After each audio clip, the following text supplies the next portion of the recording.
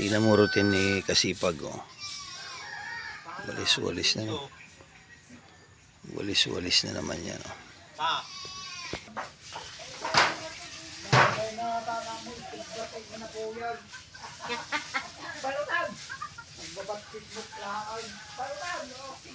Ayan si Kasipag, nagwawalis.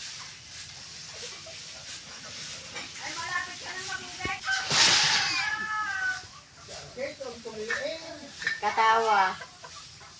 Katawa. Ay, salamat ko na naman siguro.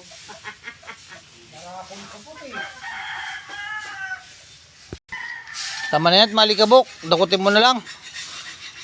Muna, oray mo pa. Nalagpan ko na. Yan ang pinaka-routine ni Kasipag. Katatapos lang niya magpastol ng kambing. Tapos pag uwi, nagwalis. Yan. Walis-walis lang. Tapos mamaya, didiligan niya pa yan.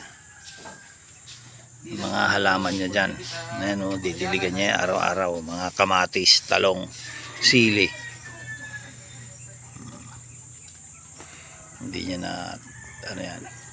O yan, sa pinaglagyan na ng kambing. Mawalisan niya yan. Pag natapos ng walisan yan, tignan mo, magdidilig na yan. Ayan, lakay si Kasipag, nag-iigib na naman. Magdidilig. Mag-ano ng alikabok.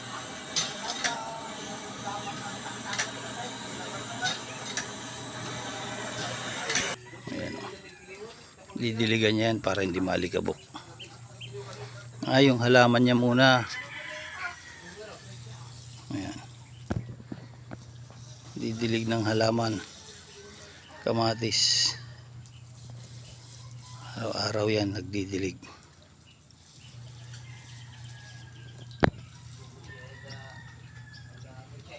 Talong, kamatis, saka sili ang tanim niya dyan. Ay, yung sili niya.